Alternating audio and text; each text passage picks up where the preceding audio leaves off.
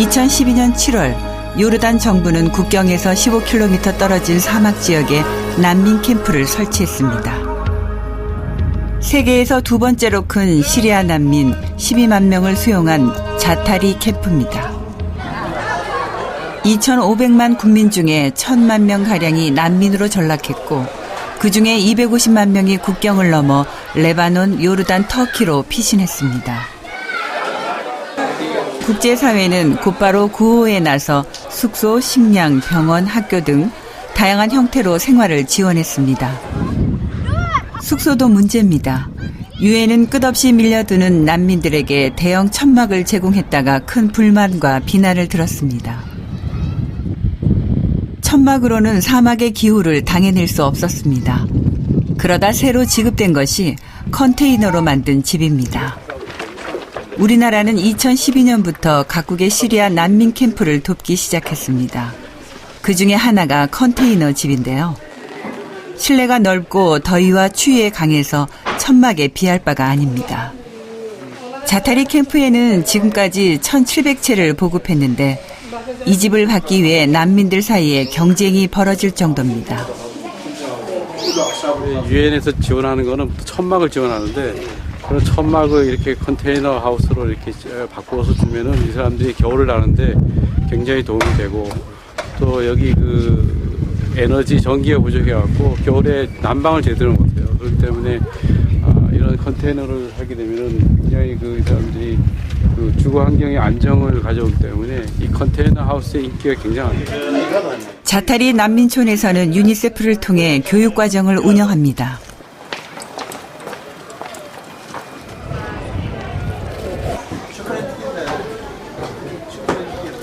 식량이나 집처럼 학교도 열악한 형편입니다. 기부금 지원이 넉넉지 않다 보니 외국 교과서의 교실은 콩나물 시루 수준이죠. 아이들에게는 하루하루가 고역입니다. 오후 1시에 시작한 수업은 4시면 끝납니다. 초점 없는 눈빛으로 교실에 앉아있던 학생들은 이제 더 이상 할 일이 없습니다.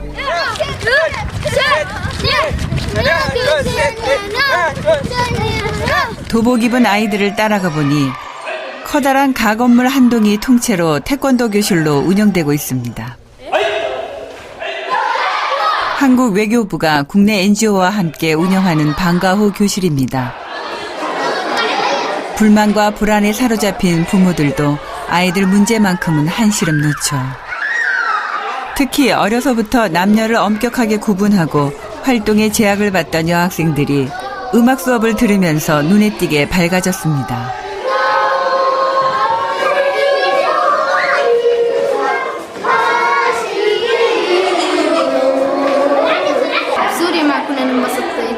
لما جينا لهنا انبسطنا كثير بحس الموسيقى يعني دائما انا بحب اسمع موسيقى يعني هوايتي يعني الموسيقى يعني بحب اسمع موسيقى 이들이 방과 후에 할 일이 없어갖고 자칫 그 비행 청소년으로 볼 가능성이 많이 있었거든요. 이들한테 뭔가 할 시청자 여러분 안녕하십니까? 진취적인 청의 기운 그리고 온화한 양의 기운이 한데 어우러지는 을미년 청량의 해 여러분께 인사드립니다. 새해에도 복 많이 받으시고요. 기원하시는 모든 일 잘 이루어내시길 소망하겠습니다. 자, 2015년 첫 라이브 모파인 만큼 과연 어떤 분을 모셔야 할까 저희들이 참 고민을 많이 했는데요. 그렇게 해서 모시게 된 분 바로 제 옆에 와 계십니다. 오영주 개발협력국장님이신데요. 인사드릴게요. 안녕하십니까? 안녕하십니까? 네, 라이브 모파 출연이 처음이시죠? 네, 그렇습니다. 네, 시청자 여러분께 인사와 함께 새해 인사까지 곁들여서 해주시면 좋을 것 같습니다. 안녕하십니까? 외교부 개발협력국장 오영주라고 합니다. 라이브 모파 첫 제가 게스트로 오게 돼서 정말 감사하게 생각하고요. 오늘 좋은 이야기 나눴으면 좋겠습니다. 네, 정말 미인이신데 말씀하시는 목소리도 정말 예쁘신 것 같아요. 감사합니다. 올해 외교관으로 근무하신 지 몇 년 차 되셨고 그동안 어떤 일들을 하셨나요? 제가 1988년, 그러니까 저희가 올림픽 할 때 외교부에 입부를 했기 때문에 26년 차. 오래됐네요. 네. 그리고 좀 여러 곳에서 근무를 했는데 네. 어제 저희가 외교관으로서 근무하는 밖의 공간으로서는 유엔 대표부, 요즘 오준 대사님 굉장히 유명하시잖아요. 예. 그 유엔 대표부에서 근무를 했고, 그 다음에 또 후쿠오카 총영사관에서 네. 저희가 일본에서 영사 업무를 좀 했었습니다. 그리고 중국 베이징에서 저 참사관으로 근무를 했었고요. 유엔 과장을 했었어요. 네. 그래서 유엔 과장 할 때는 저희 반기문 사무총장님 선거 캠페인 네. 이제 실무로서 일을 하는 중요한 일 하셨네요. 좋은 경험을 가졌었습니다. 네.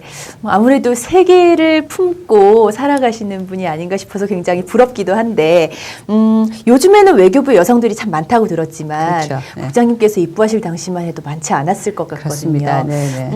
여성으로서 힘든 점도 물론 있었겠지만, 지금 이 세상이 바뀐 만큼 여성 외교경 굉장히 많잖아요. 여성으로서 강점이 있다면 어떤 게 있을까요? 이제 여성으로서 강점은 이제 외교관이라는 어떤 직업 업무의 특성상 굉장히 많은 교섭을 통해서 이렇게 합의를 도출해내는 일들을 해야 되는데 네. 그게 상대방과의 합의 도출에 여성들이 조금 더 강점이 있지 않나. 남의 의견에 잘 기울이고 네. 또 기본적으로 여성들은 이제 뭐라 그럴까요? 합의를 도출하면서 뭔가 조화롭게 가는 것들을 더 선호하는 기질들이 있는 것 같아요. 네. 그래서 여성 외교관이라는 게 그런 또 점이 있다고 저는 생각이 되고 네. 두 번째는 기본적으로 제가 외교부 들어왔을 때는 제가 여자 외교관으로 4번째였는데요. 와, 정말 역사를 써가고 계시군요. 네. 근데 그때만 해도 여성에 대한 기대가 좀 낮았던 것 같아요. 그래서 기대가 낮은 만큼 조금만 일을 잘해도 잘했다고 그러셔가지고 제가 덕을 많이 봤습니다. 겸손한 발언까지 하시네요. 그렇군요. 그러면 이제부터 본격적으로 외교부의 개발협력과 관련된 이야기들 상세하게 나눠볼 텐데, 개발협력이라는 단어부터 좀 생소하게 생각하시는 국민들도 아직 있는 것 같거든요. 네. 직접 소개를 해주시면 좋을 것 같습니다. 네, 이제 개발협력이라고 하는 것은 이제 전 세계에 국제사회에 정말 많은 나라가 있잖아요. 193개국의 나라가 있는데 이 모든 나라들이 좀 더 골고루 다 잘 사는 사회를 만들고 그렇게 함으로써 국제사회가 보다 좀 안전하게 또 평화롭게 가져가자는 이런 어떤 국제사회 전체의 목표가 네. 사실 있지 않습니까? 그런 목표 달성을 위해서 우리 국제사회 구성원들이 다 좀 못 사는 나라들, 좀 개도국 또 우리보다 좀 뒤처진 나라들을 위해서 네. 어떻게 우리가 지원을 하고 그러한 지원을 통해서 국제사회가 좀 더 평화롭고 또 안전한 그런 사회를 만들어 나가자 하기 위한 네. 노력이다 이렇게 보시면 될 것 같고요. 특히 이제 우리가 유엔에서 다루는 많은 이슈 중에 인권도 있고 안보도 있고 한데 그 중에서 개발이라고 하는 개발 협력이라고 하는 부분이 평화의 부분과 함께 이 개발 협력을 통한 전체적인 지속 가능한 발전 이 두 개가 가장 중요한 국제사회 고울이 되겠습니다. 그래서 네. 개발 협력은 그런 업무이고요. 그리고 좀 더 쉽게 말씀을 드리자면 ODA라고 들어보셨죠? 네, 그럼요. 그렇죠. 그러니까 우리가 국민의 세금으로 하는 공적 네. 원조를 통해서 국제사회에 그런 원조를 받아야 하는 나라들에 대해서 지원하는 업무다. 이렇게 생각하시면 되겠습니다. 네. 네. 결국 좀 대의적인 네. 그런 명분을 가지고 활동하는 그런 네. 업무다 보니까 좀 일하시면서 뿌듯한 점도 많을 그렇습니다. 것 같은데, 네, 네. 이 개발협력과 관련된 일을 하신 지는 얼마나 되셨나요? 사실 저는 이제 개발협력국장을 2년, 이제 2월이 되면 2년이 되고요. 네. 그 전에 이제 심의관이라고 국장이 네. 되기 전에 하는 심의관 포스트에 1년 있었기 때문에 예. 총 3년을 개발협력 업무를 했습니다. 네.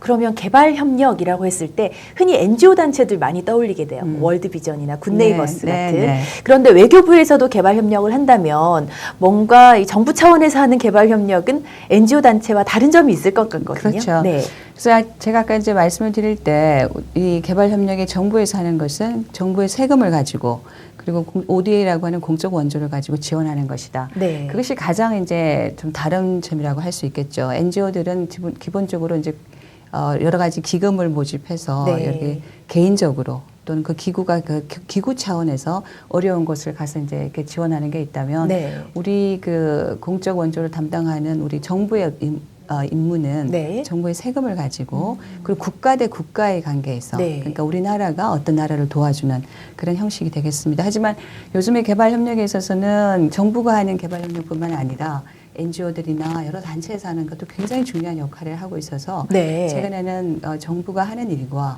NGO가 하는 일 간의 시너지를 내기 위한 노력들 또 그러한 업무들도 우리 개발협력국에 굉장히 중요한 이슈가 되겠습니다. 특히 외교부 개발협력국은 코이카라고 네. 들어보셨을 텐데요. 그 코이카가 우리가 정책, 그러니까 외교부 개발협력국이 정책을 담당하면 코이카는 개발협력국과 함께 이행을 담당하고 있습니다. 네. 그래서 코이카와 함께하는 일들이 정부가 하고 있는 일들 중에 굉장히 중요한 부분이다 이렇게 네. 말씀드릴 수 있겠습니다. 네, 국민의 세금으로 하는 일인 만큼 조금 더 공적인 일들에 많이 집중이 된다라고 그렇습니다. 보면 네, 될까요? 그렇습니다. 네, 네. 그러면 우리나라 개발협력의 역사를 이제 네. 살펴보도록 할게요. 요즘 영화 국제시장이 굉장히 인기인데 네. 그때 시절을 되돌아보면 굉장히 우리나라 살기 어려웠는데 네. 또 외국으로부터 원조를 받는 입장에 있었잖아요. 구체적으로 언제부터 언제까지 우리나라는 다른 나라로부터 원조를 받았습니까? 저희가 이제 1945년 그러니까 우리가 이제 해방이 될 그때부터 사실 그 인도적 지원이라고 할 수 있는 뭐라 그럴까요? 뭐 식량이라든지 이런 것들을 원조를 받기 시작을 했었어요. 우리 네. 원조 역사가 굉장히 길고 그리고 이제 저희가 2000년에 그 원조를 받는 나라라고 이렇게 되어 있는 공적인 리스트가 있습니다. 네. OECD에. 거기로부터 저희가 원조를 받지 않는 나라로 공식적으로 나왔기 때문에 네. 약 55년간 원조를 받았다라고 말씀드릴 수 있겠습니다. 네. 지금의 화폐 가치로 환산을 해봐야 되겠지만 그 당시 저희가 받았던 원조가 한 140억 불 정도로 지금으로 친다면 훨씬 더 많은 돈이 되겠죠. 그렇겠네요. 네. 그러면 2000년도에 우리나라가 원조를 받는 나라에서 탈피를 해서 네, 네. 이제 주는 나라로 그렇죠. 등재된 네. 건 언젠가요? 이제 주로 나라를 된 것은 사실 이제 저희가 원조를 주기 시작한 것은 꼭 뭐 선진국이 돼서부터 준 건 아니고요. 네. 개도국으로서 원조를 받고 있던 1960년도에도 사실 개도국의 여러 사람들을 불러서 저희가 트레이닝도 하고 그런 일들을 많이 했었습니다. 네. 그래서 원조는 주기도 하고 받기도 한 역사가 꽤 오랫동안 있었고 네. 기본적으로 이제 원조를 정확하게 주는 나라로만 탈바꿈한 것은 2010년이 되겠습니다. 그래서 사실 어떤 의미에 있어서는 원조를 네. 주는 나라로서의 저희의 어떤 위치는 굉장히 얼마 되지 않았다 이렇게 말씀드릴 수 있겠죠. 한 10년 동안의 그 공백 기간 동안 네. 우리나라가 더 발전을 해서 네, 이제 주는 네. 나라로 당당하게 네, 그렇습니다. 리스트에 올리게 된 네, 거네요. 네. 자, 그러면 한국에서 원조를 받아서 성공적으로 이렇게 우리나라가 도약하기까지 어떻게 그 받은 원조를 잘 활용했기 때문에 그렇게 됐다고 보십니까? 우리나라는 국제사회에서도 세계에서 가장 유일하게 채빈국이라고 하는 데서 선진국이 된 나라다라고 네. 되어 있어요. 유일하다. 좀 생각해보시 국제시장에도 나왔지만 사실 1945년이라고 하는 것이 얼마 되지 않은 사실 근대사에 있는 부분이고 네. 근데 그런 나라에서 이제 2010년까지 갈 때까지 왜 한국만이 그렇게 좀 유일하게 전 세계에서 원조를 통해서 성공한 나라냐 하는 의문들을 굉장히 많이 가지고 있습니다. 네. 근데 그 중에서 가장 중요한 것은 저희가 봤을 때는 국제사회부터 지원을 무엇보다도 가장 잘 활용을 했다라고 말씀드릴 수 있겠고요. 네. 우리가 필요로 하는 여러 가지 그 개발 사업, 우리가 꼭 이때는 지금 이 사업을 해야만 우리나라가 정상적으로 개발을 잘 할 수 있는, 발전할 수 있는 나라가 되겠다라고 하는 것에 대해서 완전 포커스를 했죠. 그러니까 집중을 잘했군요. 그렇죠. 경부고속도로를 짓는다든지, 예. 포스코를 만든다든지, 카이스트를 수립한다든지, 그때마다 필요한 것들을 저희가 오너십을 가지고 잘했던 거, 그게 네. 제일 중요했던 것 같고요. 무엇보다도 국민들이 이제 교육열이 굉장히 강했기 때문에 그러한 인적인 재원들이 우리나라가 개발하고 당당하게 선진국으로 가는데 유일하게 가는데 큰 역할을 했다고 보고 정부의 어떤 리더십이나 또는 우리가 가지고 있던 제도가 아주 좋은 다른 어떤 나라들보다도 굉장히 또 우수했기 때문에 가능했다라고 말씀드릴 수 있겠습니다. 정말 박자가 잘 맞았네요. 그렇죠. 이끄는 네. 사람과 네. 또 열심히 달리는 맞습니다. 국민들의 그런 네. 근명성실함이 네. 잘 어우러진 것 같고요. 자, 그러면 우리가 예전에 그랬던 것처럼 이제 도움을 주고자 할 때 모든 나라에게 다 도움을 주면 좋겠지만 그럴 수가 없잖아요. 그렇죠. 현실적으로. 네, 네. 어떤 기준에 의해서 도움을 주는 나라를 선정을 네. 하게 되나요? 지금 우리가 ODA를 주는 나라로 바뀌었다라고 제가 말씀을 드렸지만 사실 그것은 그 규모는 굉장히 적다고 할 수 있습니다. 그러니까 제가 24번째로 전 세계에서 ODA를 주는 나라로 들어가긴 했지만 그 네. 규모는 지금 한 17위, 18위 정도에 네. 머물러 있어요. 그래서 우리나라의 경제 규모에 비하면 ODA가 규모가 아직 작습니다. 그렇기 때문에 이 돈을 정말 효율적으로 써야겠다라고 네. 생각을 하고 있고 그래서 우리나라는 이제 26개의 중점적으로 지원하는 나라를 정했습니다. 네. 그래서 그 나라가 굉장히 좀 어려운 위치에 있거나 또는 경제 외교적으로 우리가 굉장히 가까운 곳에 있는 나라 그리고 우리 ODA를 했을 때 금방 여러 가지 효과가 날 수 있는 나라 이런 거를 중심으로 해서 정부에서 26개 나라를 네. 선정을 했고요. 네. 주로 그런 나라들을 중심으로 ODA가 아주 효율적으로 쓰여질 수 있도록 노력을 하고 있습니다. 네, 그렇군요. 26개의 나라. 네. 어떤 기준을 그래도 명확하게 세우시고 그렇죠. 거기에 따라서 네, 네, 네, 네, 선정을 그렇습니다. 하시는 거죠. 네. 그러면 원조를 할 때 반드시 이런 건 지켜야 된다. 이런 원칙 같은 게 있나요? 네, 그래서 원조도 그 나라가 뭐 그냥 우리가 하고 싶은 대로 마음대로 할 수 있는 그런 건 아니고요. 네. 이게 아까 제가 처음에 말씀드렸을 때 유엔에서도 이 개발 협력 업무가 평화와 관련된 안보리 업무만큼 중요한 업무로 되고 있다 한 네. 것처럼 국제사회가 그러한 논의를 하면서 이렇게 좋아야만 제대로 된 원조다라고 하는 규범을 이미 다 만들고 있습니다. 따라서 제대로 된 원조를 하기 위해서는 네. 그러한 규범을 지켜주는 것이 굉장히 중요하고요. 예. 그리고 그런 규범을 지킴으로써 선진국으로서 여러 가지를 많이 뭐랄까 평가를 받을 수 있죠. 그래서 네. 되게 많은 규범들을 지키면서 하고 있습니다. 네. 그러면 전 세계적으로 어떤 원조를 하는 나라들의 모양이라고 할까요? 어떤 방법은 어느 정도 규범에 따라서 하는 거기 때문에 네, 네. 좀 비슷한 면도 있겠네요. 네, 꼭 비슷하다 하는 건 예. 없지만 각자가 잘할 수 있는 분야들을 많이 특화를 하는데 예. 우리나라 같은 경우에는 우리 개발 경험이라는 게 인적인 자원을 중심으로 되었었잖아요. 네. 그래서 저희가 교육이라든지 또는 농업 같은 데 굉장히 특화가 되어 있는 게 있으니까 네. 그러한 부분들을 저희가 사업화해서 우리의 개발 경험을 많이 전수하고 네. 그런 것도 잘 하고 있습니다. 네. 자, 이 분야의 뜻을 가지고 함께하고 싶어 하는 학생들이 굉장히 많고 또 청년들 역시 그렇게 관심이 많다고 들었거든요. 뭐 코이카의 해외 봉사단이나 인턴 같은 다양한 제도들이 있다고 하는데 이런 제도를 통해서 해외에 파견돼서 지금 실제로 좀 일하고 있는 인력들 얼마나 되나요? 굉장히 많습니다. 저희가 월스 프렌즈 코리아 라고 WFK라고 하는 브랜드로 네. 매년 4,000명의 봉사단을 파견을 하고 있죠. 네. 그러니까 이제 외교부의 산하기관인 코이카의 업무 중에서 가장 중요한 업무 중에 하나라고 할 수 있고요. 네. 그 4,000명이 매년 나가서 이제 4,000명 중에 한 절반가량 2,000명은 2년 단위로 봉사를 하고 있고 그 외에는 이제 소규모의 NGO 봉사단도 네. 함께 되어 있습니다. 그래서 20, 30대에 아주 생기발랄한 네. 우리 청년들이 여러 가지 국제사회의 어려움에 동참하면서 많은 경험들을 하고 있습니다. 네. 2년이 지난 후에 계속 일을 하고 싶으면 다시 지원을 해야 되는 건가요? 아니요, 이제 이후에 여러 사람들한테 저희가 네. 저기 기회를 기회를 네. 주기 위해서 2년으로 제한하고 있군요. 제한하고 있습니다. 그 외에도 ODA 청년 인턴이라는 제도를 또 새롭게 예. 저희가 도입을 했습니다. 네. 1년씩 보내는 건데 이제 재학자는 안 되고 네. 대학을 졸업하거나 또는 애정자인 사람들 중에서 네. 1년에 한 450명을 뽑아서 ODA 현장에 또 보내는 트레이닝 네. 프로그램을 별도로 저희가 가지고 있습니다. 네, 그럼 이런 제도에 참여를 하려면 뭐 홈페이지를 통해서 공고가 나는 건가요? 그렇습니다.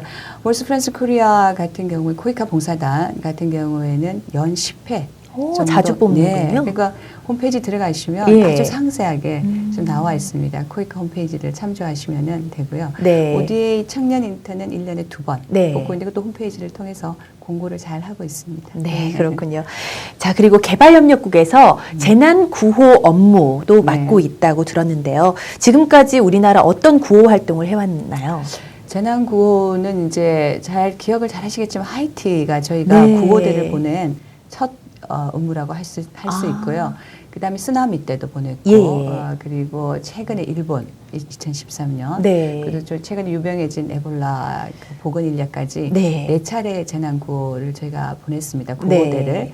한국 긴급구호대라고 부릅니다. 네. KDRT라고요. 네. 그 4차례 긴급구호대를 보낸 경험이 있고 그 외에도 이제 국제사회의 그러한 그 재난의 유형들이 꼭 긴급 구호대가 아니라도 난민이 많이 발생한다든지 갑자기 홍수가 난다든지 해서 네. 여러 가지 재정적인 지원이 필요한 경우도 있거든요. 그래서 저희가 인도적 지원이라고 부릅니다. 그런 네. 인도적 지원도 굉장히 요즘 열심히 하고 있습니다. 네, 점점 더 활동하는 무대가 굉장히 넓어지고 네, 있는 것 그렇습니다. 같네요. IT 같은 경우에는 그렇게 오래된 일은 아니잖아요. 한 그렇죠. 10년이 아직 안 됐으니까. 네, 네. 근데 그 이후로 계속 우리나라의 대한민국 긴급구대 네. 활동 활발해지고 네, 있다는 그렇습니다. 소식이군요. 네. 자, 그러면 이번 에볼라 위기 대응 보건 인력인 대한민국 긴급구호대 파견 역시 이 재난 구호 업무 차원에서 파견이 된 거라고 보면 될까요? 그렇습니다. 네, 긴급 구호대 형식으로 네. 저희가 파견을 했습니다. 네, 조금 다른 것이 이번엔 질병이잖아요. 예전 네. 같은 경우에 정말 재난. 네, 그렇죠. 그랬는데. 이제 국제사회의 재난이 굉장히 다양화되고 있다라고 네. 말씀을 드릴 수 있겠습니다. 예를 들어서 이제 예전 같은 경우에는 지금 말씀하신 대로 홍수가 났다. 네. 천년 재난이 대부분 자연 재난이 대부분인데 예. 뭐 시리아의 난민 이슈나 뭐 이런 거 많이 들어보셨죠? 네. 이라크 이런 경우에는 그 나라에 분쟁이 일어나서 많은 난민이 생기고 고통받는 사람이 많이 생긴 거 네. 이런 것도 저희가 재난이라고 부르고 있고요. 그리고 이제 에볼라 같은 경우는 저는 감염병에 관한 재난은 사실 처음입니다. 예. 도와주러 가고 싶은 마음은 많으나 가서 또 본인도 감염이 돼서 생명을 잃을 수도 있는 그러한 아주 새로운 유형의 재난이었기 때문에 네. 초기에 국제사회의 어떤 협력이라고 그럴까요? 그러니까 조금 좀 지지부진했던 게 사실이었어요. 많은 사람들이 동참이 어려웠기 때문에. 네. 그래서 우리가 이런 걸 새로운 유형의 재난이라고 부르고 있고 또 앞으로 그런 새로운 유형의 재난이 더 많아질 수도 있습니다. 저희가 생각하지 못했던 재난이 또 생길 수 있는 거죠. 네. 그래서 이번에 저희가 에볼라에 대해서 긴급 구호대를 파견한 경험은 앞으로 한국이 그 재난의 부분에 있어서 큰 역할을 하는데 매우 소중한 경험이 될 것이다 이렇게 생각을 하고 있습니다. 네, 이 전염병이만큼 아무래도 좀 신중하게 준비를 해야 하는 부분이 네, 당연히 그건 있습니다. 있었겠죠. 네. 그러면 지금 에볼라로 인한 피해 상황을 좀 알아보면 좋을 것 같은데 얼마나 많은 사람이 감염이 됐고 사망자 수는 네. 어느 정도로 추정하고 있나요? 잘 아시다시피 이제 약간 서아프리카 국가들에 이렇게 굉장히 많이 이제 집중이 되어 있는 그런 네. 형식인데요. 2만 명 정도 감염자가 있었고요. 네. 한 8천 명 정도가 이미 사망을 했습니다. 아유. 그중에 이제 우리가 파견이 되어 있는 시에라레온이 네. 한 1만 명 정도 아. 규모라고 말씀을 드릴 수 있겠습니다. 네. 하지만 감염자 수는 제일 많은데 네. 또 사망자 수는 상대적으로 적어서 지금까지 한 2,800명 정도가 사망한 걸로 집계가 되고 있습니다. 그렇군요. 네, 네. 비율로는 사망자 수가 감염자에 네. 비해서 적은 네, 적은 편이다. 편입니다. 네, 그렇군요. 네. 그러면 현재 보건 인력을 파견하고 있는 국가, 우리나라를 제외하고도 또 많을 거 아니에요? 네, 몇 개 네. 국가가 얼마만큼의 인력을 파견하고 있나요? 저희가 이제 이게 국가 단위로는 한 10개 국가가 가 있다고 보시면 되고요. 네. 우리처럼 이제 국가 단위로 파견하자. 네. 시간단은 10개 정도고 그 외에 이제 NGO들 통해서 개별적으로 가 있는 의료 인력들이 굉장히 많습니다. 네. 어떤 나라들이 파견을 한 건가요? 지금 사실 이제 미국, 영국, 프랑스가 굉장히 크게 파견을 했다고 보시면 되겠습니다. 미국은 네. 라이베리아에서 파견해서 주도적으로 업무를 하고 있고 예. 우리가 간 곳은 시에라레온, 네. 기니는 이제 프랑스가 들어가서 하고 있는데 네. 그 외에도 한국과 덴마크, 노르웨이 그리고 중국, 쿠바 이런 나라들이 지금 들어가서 열심히 하고 있죠. 네. 대부분 이 선진국의 대열에 올라 있는 나라들이 네. 또 가서 네. 활동을 열심히 하고 있군요. 그럼 나라별로 어떤 배정이라고 해야 될까요? 네, 어떤 네. 나라는 어떤 나라가 도와주겠다 이렇게 네. 정해놓은 어떤 규범이 있나요? 그거보다는 이제 이 에볼라 위기가 이제 발생을 하면서 이 대응하는 것들도 국제사회에서 이제 이렇게 급격하게 막 이렇게 조합이 되면서 이루어졌는데 예. 아까 말씀드린 것처럼 이제 라이베리아는 미국이 열심히 하니까 미국 쪽하고 이제 여러 가지 그 미국이 하는 세팅에 맞는 나라들, 미국이 주로 거기 에볼라 치료소를 짓고 네. 그 운영을 하는 방식에 많은 나라들이 갔는데 그게 네. 대규모로 파견하는 국가들이 많이 갔습니다. 독일. 예. 독일도 굉장히 많이 파견을 했거든요. 그래서 미국이 하는 방식에는 좀 지원대가 규모가 컸어야 됩니다. 네. 근데 시에라리온은 영국이 주도하는데 영국이 주도하는 데는 좀 여러 조금 보낸 나라들이 모여서 좀 이렇게 이루는 방식이 되었어요. 예. 그래서 저희가 시에라리온을 선택했던 이유가 네. 우리 규모가 조금 적습니다. 이제 일진에 10명씩이었기 때문에 네. 그래서 저희가 봤을 때 시에라리온이 가장 적합하다 해서 이렇게 시에라리온이 좀 나가 있는 상황이죠. 네, 국제적으로 어떤 규범에 의해서 정한 것은 아니고 그렇죠. 원조를 주는 나라 입장에서 가장 그렇죠. 효율이 높고 필요하다고 네. 생각되는 곳에 파견을 그렇죠. 하는 거군요. 그렇습니다. 네. 네, 이런 인력적인 지원뿐만 아니라 금전적인 지원 역시 네. 이루어질 것 같은데 네, 우리나라는 얼마나 도와주고 있는지 궁금하네요. 저희가 요번에 1,260만 불 네. 정도를 저희가 지원을 했습니다. 네네. 그러니까 유엔에서도 지금 그 에볼라를 위해서 이제 에볼라 특별 지원단이 만들어졌거든요. 그래서 방기문 사무총장님이 그 지원단을 중심으로 활동을 하고 계시고 최근에 네. 또 다녀오셨죠. 다녀오셔서 여러 가지 인사법이 또 화제가 되기도 했는데 네. 그래서 그런 이제 유엔에 대한 지원을 저희가 많이 하고 있고요.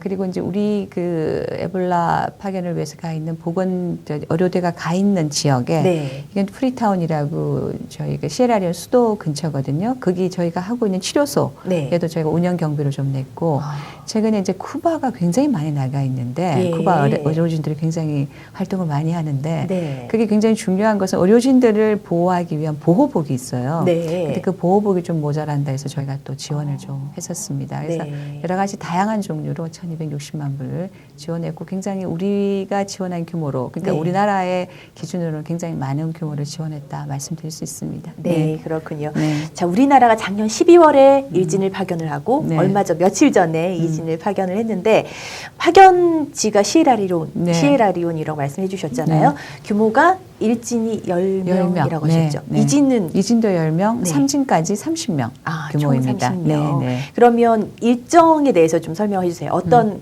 활동을 가서 하고 네. 언제 돌아오게 되는지. 네, 이미 이제 일지는 가 있고 일지는 10월 24일이면 돌아오게 되어 있습니다. 네. 그러니까 1월 24일이면 돌아오게 되어 있고 예. 이진은 지금 영국에서 훈련을 받고 들어가게 되어 있고요. 네. 그렇게 되면 이진과 삼진이 다 끝나는 시점은 3월 중순이 좀 될 것 같아요. 네. 4주간씩 활동하게 되어 있거든요.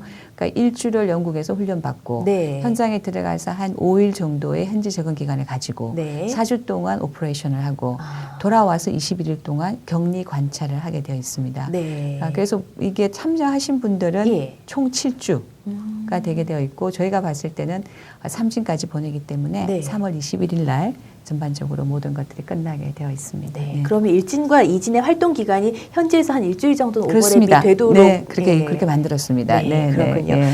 그리고 좀 깜짝 놀랐던 소식인데 얼마 네. 전에 우리 의료대원이 네. 구호 활동을 하다가 네. 손가락에 바늘이 스쳤다 그래서 네, 굉장히 네. 많은 국민들이 걱정을 했어요. 네, 네. 다행히 혈액 검사 결과 음성으로 3번이나 나와서 예, 너무 다행입니다. 그래서 네. 크게 문제 없이 해결되지 네. 않을까 생각하고 있습니다. 네, 정말 안심인데 네. 네. 이런 현장에서 문제가 발생을 하면 어떤 과정을 거쳐서 대응을 하게 되나요? 지금 거긴 저희가 이게 의료대 파견에 대해서 저희가 결정을 할 때 제일 중요하게 생각했던 것은 바로 메데백이라고 부르는 그런 문제가 생겼을 때 네. 어떻게 긴급하게 후송할 것이냐 하는 것이었거든요. 예. 그래서 이미 사전에 계획을 다 짜고 들어갔습니다. 저희가 예. 이제 후송할 수 있는 수단을 갖고 있는 나라와도 MOU를 맺었고 또 영국하고 MOU를 맺어서 후송이 될 때는 EU 병원에 후송이 되고 또 EU 국가들이 좀 관리를 같이 해주는 네. 그런 패키지가 있는데 예. 거기에 저희가 이미 사인을 하고 들어갔기 때문에 그걸 잘 활용할 수 있는 그런 지금 시스템은 구비가 되어 있습니다. 네. 그래도 정해진 매뉴얼이 있었기 때문에 그렇죠. 빠른 조치가 네, 가능했던 그렇습니다. 것이군요. 네. 자, 혹시나 이 에볼라가 국내 유입될까봐 네, 많이 네. 걱정을 하시고 뭐 네. 퍼지는 나라 자체가 우리나라뿐만 아니라 없어야겠죠. 더 이상 이런 국내 유입에 대해서는 어떤 대응을 국가 차원에서 하고 있는지 여쭤보고 싶은데요.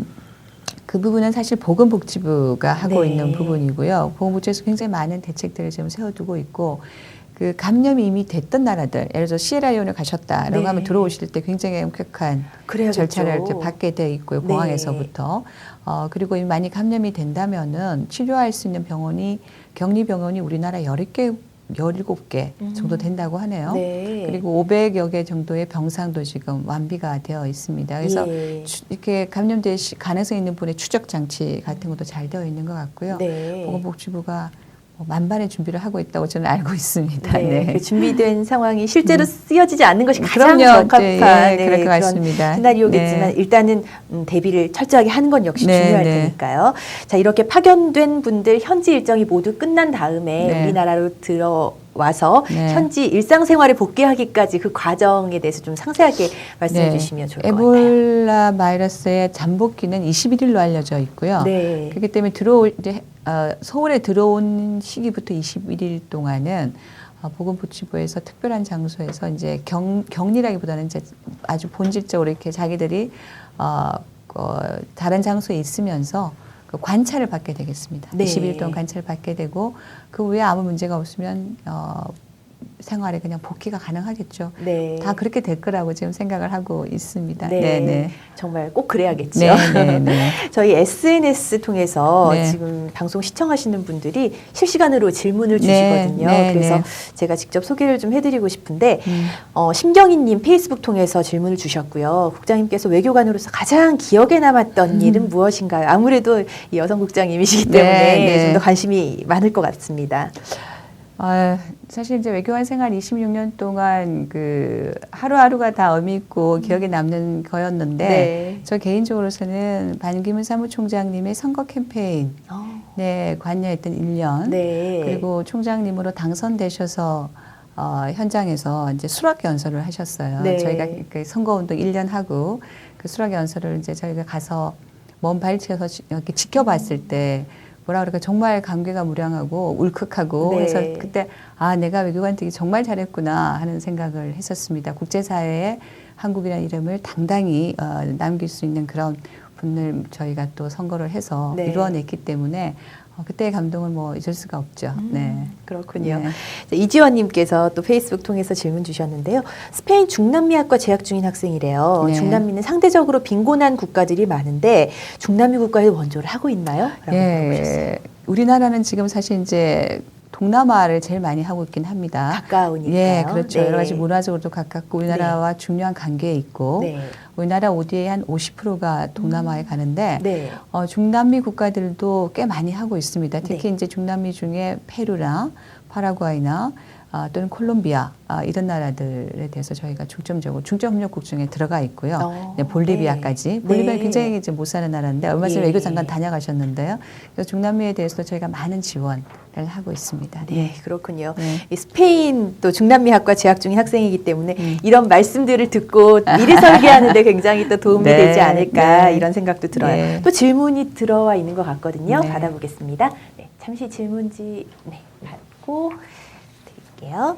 역시 페이스북 통해서 이지원님, 코이카에서 시행한 ODA 전문 자격증이 있다고 들었는데 어떤 자격증인지 설명 부탁드립니다. 전문 자격증이라고 하면 제가 알기에는 이제 그 코이카의 프로젝트 사업에 갈 때 네. 그게 그 프로그램 액션 오피서 PAO라 그래가지고 네. 젊은 이제 20대 30대에 개발을 했던 사람들 중에 특정 사업에 이공계가 많습니다. 예를 들어서 저희가 뭐 에너지 관련 사업을 한다. 예. 그리고 에너지 관련 특수한 사업에 관여를 해봤던 경험이 있거나 또는 그러한 초기의 어떤 경험이 있거나 또 네. 관련돼 있는 전공 학생이거나 이런 사람들을 이제 주니어 오피서로 뽑습니다. 네. 그래가지고 그러한 주니어 오피서로 되어 있는 사람들을 그런 자격증을 가진 사람들을 포함해서 사업의 어떤 업주들이 사업을 낼 때 네. 그게 가산점을 주고 있습니다. 그래서 아마 PAO 제도를 말씀하시지 않은가 싶습니다. 네. 예. 특별한 이 코이카에서 만들어낸 자격이라기보다는 본인이 스스로 전문 분야로 갖고 있는 것들이 좀 예, 그런 지원하는 데 전문 도움이 되는 그렇죠. 거군요. 그런 전문 분야인데 코이카에서 그런 자격증 시험들을 둬서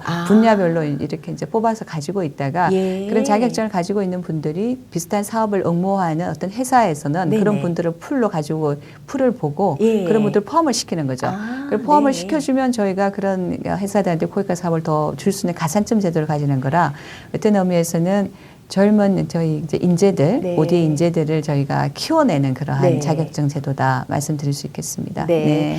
그리고 한 분만 더 질문 받아볼게요. 이지원님께서 인도적 차원에서의 지원 그리고 재난 차원의 지원 차이가 좀 무엇인지 네. 애매하시다고 하네요. 네, 네. 좀 예를 들어 설명해 주실 수 있는지 사실 이제 물어보셨어요. 인도적 지원은 그 재난에 대한 지원이다 이렇게 말씀드릴 수가 있습니다. 그러니까 인도적 지원 자체는 네. 모든 종류의 재난에 대한 지원이죠. 그러니까 재난의 종류가 다양하다 말씀드릴 수 있습니다. 네. 재난이라는 것은 현상이고요. 네네. 그다음에 우리가 하는 내용을 지원이라 부르는 건데 예. 재난의 유형에 보면은 이제 하이티와 같은 자연 재난이 있고 네. 우리 시리아와 같은 그러면서 분쟁에 따른 재난이 있는 거고 최근에 나온 에볼라와 같은 감염병에 의한 재난 네, 이렇게 네. 이제 세 가지 종류의 재난이 지금 사실 감염병에 재난은 최근 재난이고 제가 네, 네. 크게 나눌 때는 자연 재난 그리고 그러는 분쟁에 따른 재난 네. 이렇게 나누어 있고 대개 자연 재난일 경우에는 긴급하게 뭐가 이루어져야 되기 때문에 그렇죠. 시간을 다투기 그렇죠. 때문에요. 긴급 구호 형식이 구호 형식이 들어가는 거고요. 네. 그렇지 않고 난민이나 이런 같은 경우에는 긴급하게도 이루어지지만 아주 지속적으로 그런 사람들을 저희가 돌봐야 되기 때문에 네. 그런 난민에 대한 지원 또는 그런 여러 가지 다양한 어떤 그 자연재난이 아닌 것에 대해서는 인도적 지원의 형식들이 긴급하지 않게 이루어지는 지원 형식으로 가서 되게 국제기구를 통해서 저희가 많이 지원을 합니다. 네. 뭐 들어보시겠지만 세계 식량기구라든지 또는 뭐 난민기구라든지 이런 데서는 그런 오피스를 따로 가지고 그렇게 재난이 일어난 지역에서 특별하게 활동을 하고 있거든요. 네. 근데 그런 곳에 저희가 이제 예산을 지원해서 필요한 예산 여러 가지 지원이 될 수 있도록 네. 최근에 저희 장관님께서 요르단에 네. 다녀오셨어요. 시리아의 난민 문제가 가장 큰 문제거든요. 있거든요. 거기에 보면 시리아의 난민 캠프가 있습니다. 자타리안 네. 쪽에 그 캠프에 이제 사람들이 살아갈 수 있는 조그마한 간이 학교도 지어드리고 네. 또 뭐 태권도도 하게 드리고 뭐 이런 것들이 이제 인도적 지원의 뭐 분야 중에 하나다 보시면 네. 되겠습니다. 네. 네. 질문이 참 많이 들어와요. 네, 인기가 네. 많으신데요. 네, 네. 김유리님, 라이브 모파에서 여성 국장님 처음 뵙는 것 같은데 외교부의 여성 외교관은 대략 몇 % 정도 되나요? 라고 물어보셨어요. 아, 제가 수학이 약해가지고 퍼센트까지는 제가 정리를 안 해봤는데요. 네, 지금 여자 외교관들은 저같이 이제 저기 초기에 해당하던 사람들은 굉장히 적었지만 네. 뭐 지금은 뭐 반 이상의 여성 외교관들이 그러니까 지난 10년 전부터는 네. 그래서 젊은 외교관들은 거의 5대 5다 이렇게 말씀을 드릴 수 있고 네. 그 위에 있는 부분도 좀 띄엄띄엄 네. 이게 저기 표준말인지 모르겠는데 띄엄띄엄 있고요. 네네. 정말 여성 파워가 너무 세져서 최근에 저희가 남자 외교관 다 어디 있나 뭐 이런 그런 저희가 네. 뭐 농담도 하고 있습니다. 하지만 저는 밸런스가 있는 게 좋은 것 같아요. 그럼요. 여성 남성이 다 네. 함께 이렇게 일할 수 있는 분위기 참 좋은 것 같습니다. 네, 여성 국장님이 처음이실 수밖에 없는 이유가 있군요. 지금 네 번째로 외교관이 되셨다고 하니까요. 네, 그렇습니다. 네, 그리고 박철규님, NGO도 재난 구호 활동이나 인도적 지원을 많이 하는데 외교부와 협력해서 하는 건지 궁금합니다. 아까 말씀하셨던 내용 네, 당연합니다. 있죠? 네, 그 NGO가 이제 여러 종류의 NGO가 있고요. 이렇게 재난 구호를 하는 NGO도 있고 개발 협력 사업을 하는 NGO들도 있는데 재난 구호하는 NGO들은 외교부하고 굉장히 많은 저기 협력 관계를 가지고 있어요. 네. 저희가 예를 들어서 현장에서 시리아 난민을 지원한다 했을 때 외교부에서 돈을 대서 지원을 한다 하더라도 그 돈을 직접적으로 가서 여러 가지 활동을 하는 사람들은 우리나라 NGO일 수가 있습니다. 그래서 그런 식으로 연계가 되어 있고 네. 긴급 구호를 갈 때도 NGO들과 항상 협력하고 있고요. 네. 그리고 우리 그 하는 협의체 별도 협의체가 있습니다. 협의체가 네. 있고 또 별도로 NGO들의 역량을 강화시키기 위해서 외교부에서 코이카와 함께 별도의 자원을 저희가 또 별도로 둬서 네. 매년 이렇게 NGO 트레이닝도 하고 있고 해서 NGO와 외교부 그리고 코이카는 개발 협력과 인도 지원에 있어서 좋은 파트너이고요. 네. 항상 함께 가야 되는 또 그러한 동반자다 이렇게 생각을 하고 있습니다. 네. 각각의 기관이 중점적으로 주목하는 그런 어떤 사업들은 있겠지만 결과적으로는 그렇죠. 다 어우러지는 그런 활동을 하고 계신 것 같아요. 네. 그리고 한누리님께서 외교관이라는 직업이 여성들이 도전할 만한 것인지 경험에 비춰 솔직한 답변 부탁드린다고요. 솔직한 답변이라. 외교관이란 직업은 여성 남성을 이렇게 그러니까 생각하지 않고 네. 봤을 때 굉장히 매력적이고 또 의미 있는 직업이다. 저는 개인적으로 그렇게 생각을 하고 있습니다. 특히 네.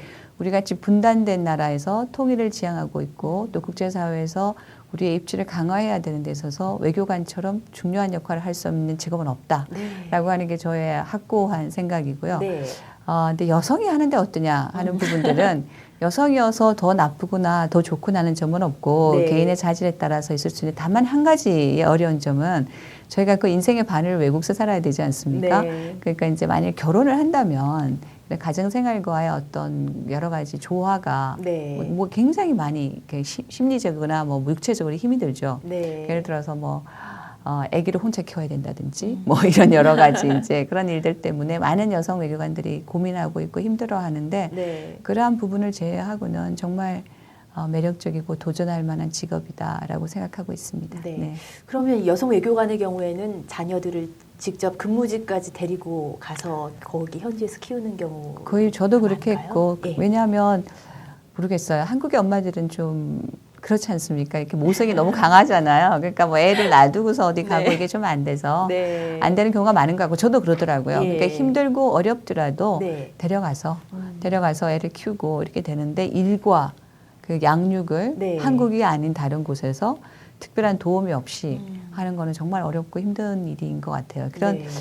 자녀 양육의 문제를 빼고는 뭐 다른 것들 남자들하고 거의 동등하다 많은 환경에 있어서 볼 수 있는데 그 부분들이 굉장히 많은 영향을 미치죠. 네. 네.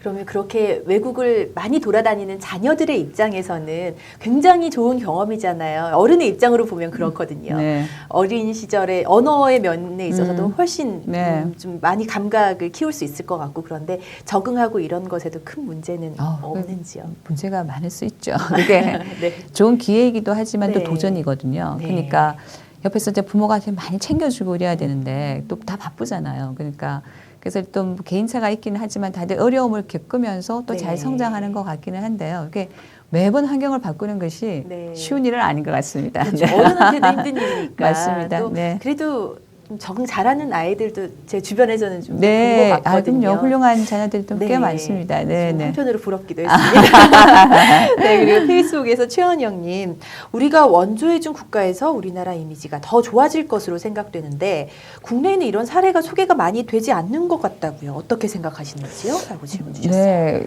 사실 이제 저희도 이제 홍보나 이런 네. 것이 좀 더 되어야 된다 생각을 많이 하고 있는데요. 이게 어떻게 말씀을 드려야 될까요? 그러니까 이걸 원조를 해줬기 때문에 우리나라 이미지가 이렇게 좋아졌어라고 이렇게 딱 케이스를 금방 이렇게 연결해서 할 수 있는 것들이 사실 많지 않고 네.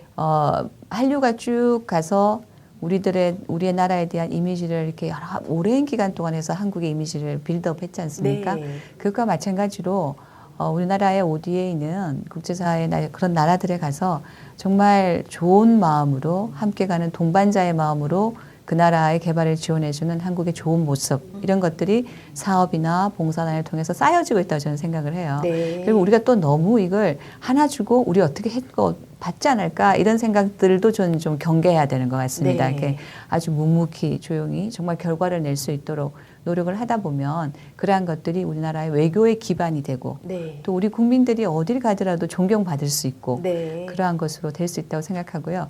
ODA 사업은 조금 이렇게 긴 안목으로 보는 게 필요하다 이렇게 생각을 합니다. 네. 네, 네. 단순히 내가 하나를 줬기 때문에 당장 그럼요. 반응을 오기를 네. 기대하는 것 자체가 좀 네. 무리인 사업인 것 같기도 해요. 그렇죠. 저희가 이제 네. 아까 NGO 말씀하신 개인도 많이 도와주지 않습니까? 네, 네. 똑같다고 생각합니다. 우리 개인들이 어떤 이디오피아나 어디에 어린애를 한 명, 두 명 이렇게 사서 이렇게 지원하잖아요. 네. 3만 원씩 원씩 기부금을 내지 않습니까? 네.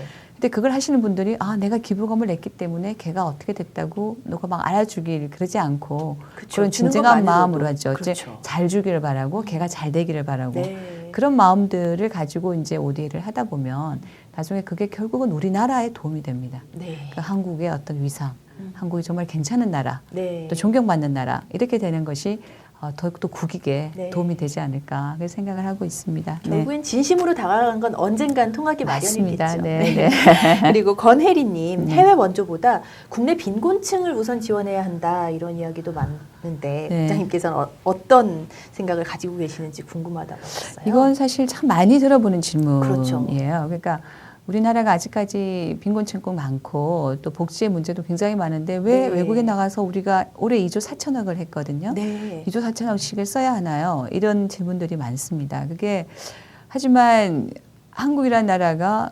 우리나라에 가난한 사람 한 명이라도 있다면 나가지 못한다 하면 우리는 뭐 앞으로 몇십 년, 몇백 년도 못 나갈 것 같아요. 네. 그러니까 이 부분은 조금 더 분리해서 봐야 되는 부분인 것 같아요. 국내의 어떤 복지의 문제, 가난한 사람들의 문제한 정책과 또 우리가 ODA를 한 정책들이 이게 서로 상충이 되는 부분이 아니라 네. 이거는 함께 가야 되는 부분이고 네. 그리고 그러한 그 생각들을 가지고 있어야만 국제사회에서 저희가 좀 더 존경받을 수 있고 그러한 존경이라는 것은 바로 우리나라가 국제사회에서 위치가 올라가면서 또 경제적으로 더 좋아질 수 있고 그렇게 네. 되면 또 반대급부로 한국의 경제가 더 좋아져서 우리 빈곤층에 쓸 돈도 많아지는 거고요. 네. 우리 ODA를 해가지고 그 나라에 들어가서 우리가 당장 경제적으로 이건 있다 하더라도 또 우리 물품에 대한 정말 더 좋아진 생각이 있을 수 있지 않습니까? 오히려 광고 효과가 있을 그렇죠. 수도 있겠네요. 한국 부모 더 네. 사고 싶다. 한국 사람들이 이렇게 좋은 사람들인데 좀 한국과 친해지고 싶어. 이렇게 네. 되면 우리에 대한 인지도가 높아지면서 우리의 경제 영역도 넓어지는 거거든요. 네. 그렇게 되면 나중에 아주 부가 효과적으로 아주 돌아서겠지만 우리나라의 빈곤층 해결에도 저는 연결이 된다 보고 네. 이제 저희가 성숙한 국제사회 시민이기 때문에 둘을 조금 분리해서 보는 게 어떨까 그런 네. 생각을 가지고 있습니다. 네. 네. 여성 외교관이어서 그 처음에 서두에 소프트 파워 네. 말씀하셨잖아요. 네, 네. 여자이기 때문에 좀 더 좀 친근하게 다가갈 수 네. 있다는 그런 것의 연장선상인지 질문이 굉장히 좀 개인적으로 예. 들어오고 있어요. 네, 박사님. 네. 외교관으로서 갖춰야 될 가장 큰 덕목이 무엇인지 또 네. 장기간의 해외 체류 시 외로울 때 어떻게 극복했는지 알려달라고 이건 말씀하셨습니다. 정말 가장 큰 덕목. 네. 이거는 뭐 개인별로 다 다를 것 같아요. 네. 외교관마다 다 다를 것 같은데, 저는 일단 제일 중요한 거는 나라를 사랑하는 마음이죠. 외교관은 밖에 나가서 국가를 대표하기 때문에 한국에 대한 그 애정과 그런 애국심이 그게 저희가 뭐 젊은 세대들한테 이렇게 약간 촌스럽고 오글거릴 수 있지만 정말 그런 기본이 돼야 된다고 생각을 하고요. 또 무엇보다도 부단히 또 공부하고 우리나라를 어떻게 하면은 우리가 갖고 있는 이슈를 어떻게 하면은 잘 설명하고 우리 쪽에 좋은 방법을 가져오도록 협상하고 타협할까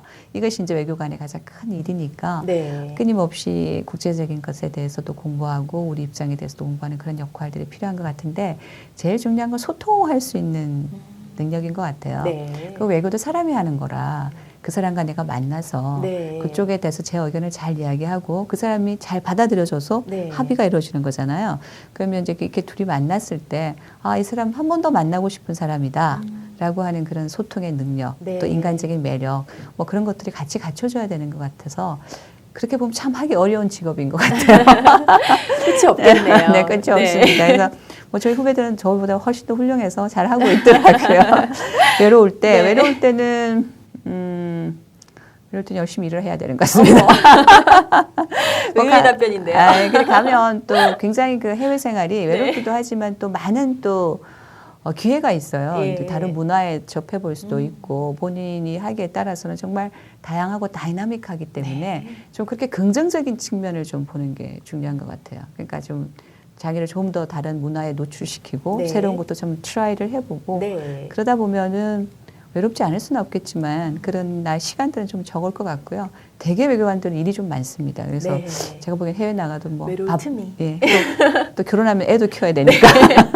맞아요. 바빠서 외로울 틈이 없으실 경우가 훨씬 많겠네요. 그렇습니다. 정말 페이스북을 통해서 많은 분들이 관심을 가지고 질문을 주셨고 또 하나하나의 질문에 정말 성심성의껏 답변을 해주셔서 감사드려요. 자, 2015년 개발협력국에서는 과연 어떤 계획을 가지고 있는지 궁금하거든요. 마지막 질문으로 드리고 싶습니다. 저희가 2015년은 이제 개발협력국에 있어서 정말 중요한 그러니까 한국 개발 협력을 위해서 중요한 시기입니다. 왜냐하면 유엔에서 이제 박기문 사무총장님께서 주도하시고 계신데 2016년에서 그러니까 2030년간 앞으로 15년간의 국제사회의 개발 어젠다가 저게 채택이 되게 되어 있어요. 그래서 굉장히 중요한 그 회의가 있고 그 회의 자체가 이제 우리나라가 개발을 하는 데에서 앞으로 우리나라 개발 협력에 있어서도 저희 가이딩을 주기 때문에 그런 포스트 2015라고 부르는 국제회의가 있습니다. 그래서 그걸 준비하는 게 저희한테 굉장히 중요하고요. 그리고 또 우리나라는 5년 단위로 우리나라가 어떻게 개발 협력을 할 것인지 정부 계획을 짜고 있습니다. 그 정부 계획을 짜는 것이 이제 2010년에서 15년 끝났는데요. 이제 16년, 20년 계획을 또 올해 또 저희가 좀 준비를 해야 되거든요. 그래서 국내외적으로 굉장히 많은 이슈가 있고 특히 최근에 저희가 인도적 지원, 아까 말씀드렸던 그 업무를 굉장히 저희가 지금 크게 가져가려고 노력하고 있어서 올해는 그 업무를 좀 더 활성화하고 또 다양한 저희가 여기 정책적인 시도를 해보는 좋은 그런 기회가 될 것 같습니다. 그래서 올해도 개발협력국은 굉장히 바쁜 한 해가 되지 않을까 생각하고 있습니다. 지난 5년을 장식하는 마지막 해이기도 하지만 다음 5년을 준비해야 되는 아주 또 바쁜 해가 되겠네요. 자, 그리고 마지막으로 인사 말씀 겸해서 개발협력 분야의 전문가를 꿈꾸는 우리 많은 청년들에게 조언을 해주신다면? 저는 제가 봤을 때 그 개발협력 업무라는 것은 가장 큰 매력이 본인이 생각하는 이상과 그리고 그 국가가 가지고 있는 어떤 계획과 전 세계가 나아가야 할 방향이 하나가 될 수 있는 그러한 매력적인 분야인 것 같습니다. 본인이 국제사회에 기여하고 남들을 도와주고 싶다는 생각이 우리 정부가 가지고 있는 ODA를 통해서 구현해야 될 목적과 맞아 있고 유엔이 또 구현하고 국제사회 전체가 잘 살아가야 되는 것과 맞춰 있는 정말 전세 뭐라 그럴까요? 그렇게 참 찾기 힘든 중요한 분야인 것 같습니다. 따라서 그러하게 여러 생각을 가지고 있고 또 따뜻한 어떤 마음과 또 도전할 수 있는 여러 가지 그 능력을 갖추신 젊은 분들이 더 많이 챌린지를 할 수 있는 분야라고 생각을 하고요. 도전과 그런 이상을 가지고 이 분야에 열심히 들어오시면 좋을 것 같고요. 개발 협력을 위해서 또 그러한 사람들을 위해서 외교부도 우리 청년들이 더 많이 일할 수 있는 그러한 분야들을 넓혀가도록 노력하도록 하겠습니다. 네, 감사합니다. 지금까지 오영주 개발협력국장님 직접 모시고 외교부의 개발협력 그리고 에볼라 관련해서 대한민국 긴급구호대 파견에 대한 이야기까지 자세하게 나눠봤습니다. 긴 시간 아주 친절하게 답변해 주셔서 정말 감사드립니다. 다음에 또 모시고 싶네요. 감사합니다. 네, 시청해주신 라이브 모파 시청자 여러분께도 진심으로 감사드리겠습니다. 2015년에도 다양한 프로그램 통해서 또 다시 인사드릴 것을 약속드립니다. 감사합니다.